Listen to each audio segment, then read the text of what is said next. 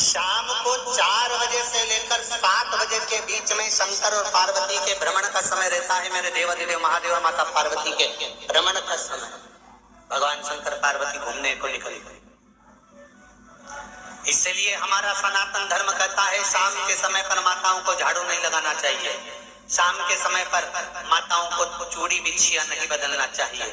शाम के समय पर माताओं को मांग में सिंदूरा नहीं भरना चाहिए। शाम के समय पर माताओं को पाल नहीं बांधना चाहिए। शाम के समय पर माताओं को चौखट पर नहीं बैठना चाहिए। उसका कारण क्या है? क्योंकि पार्वती जी ने भगवान भोलेनाथ जी से कहा था कि तुम मुझे रोज शाम के समय प्रदोष काल में भ्रमण के लिए लेकर जाते हो, मेरे लिए आज्ञा क्या है? शंकर भगवान ने कहा सुनो पार्वती, मंदिर के अंदर नंदी रहता है। जाने वाला यात्री जब मंदिर में मेरा दर्शन करने आता है तो नंदी के कानों में कहकर जाता है कि शिव जी को मेरे यहाँ लेकर आना।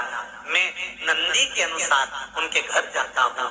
मेरा काम है उनका कल्याण करना और तेरा काम है उनके घर की नारी को अखंड सौभाग्यवती का वर प्रदान करना। ये तेरा काम।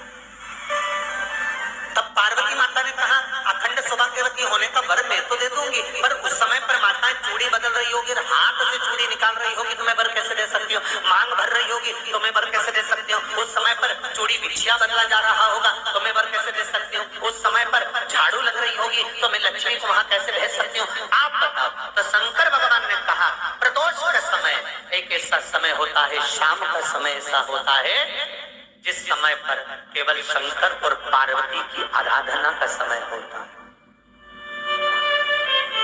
हम तो कई लोगों से कहते हैं अगर आपके यहाँ संपदा नहीं आ रही है, बहुत मेहनत कर रहे हो, फल नहीं मिल रहा, कहीं नौकरी, कहीं सर्विस या कहीं व्यापार या व्यवसाय में कहीं तकलीफ आ रही है, हम सबसे कहते हैं शाम का समय पकड़ लो, शंकर जी के मंदिर में दिया लगाना प्रारंभ कर दो।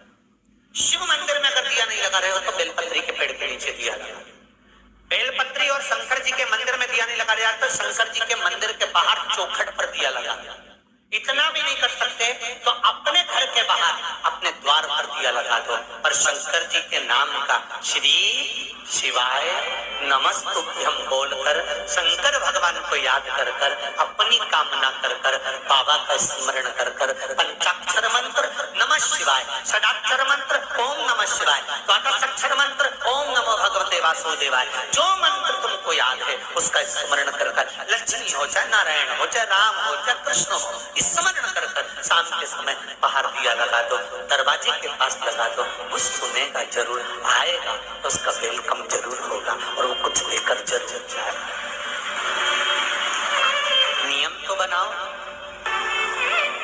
उसकी चौखट पर जाकर कहना होगा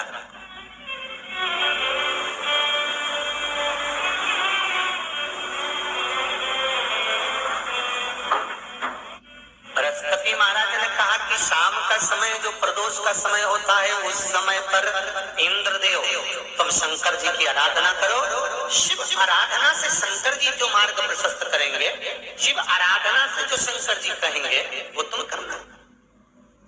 ठीक है, आराधना करी बाबा भोलेनाथ जी।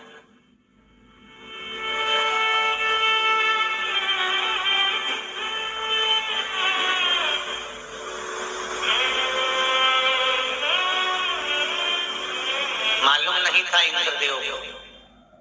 बृहस्पति महाराज ने प्रदोष की महत्वता समझाई तो प्रदोष का समय जानकर शंकर जी पर 7 बेलपत्र प्रदोष के दिन इंद्र ने समर्पित कर दी बिना सोचे। कितनी बेलपत्र? 7। प्रदोष का व्रत करो चाहे ना करो, मंदिर में चढ़ी हुई बेलपत्र को उठा लो,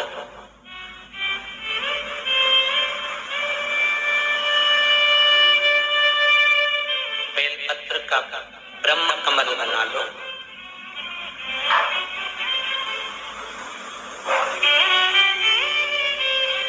ब्रह्म कमल का मतलब होता है डंडी बीच में रहे, आसपास पत्तियां रहे। 7 पत्ती का ब्रह्म कमल बनाकर, जैसे ये पत्तियां एक जैसी रखी हुई हैं तो इसको फैलाइए सात पत्ती को आपस में हिलाकर ब्रह्म कमल बनाए।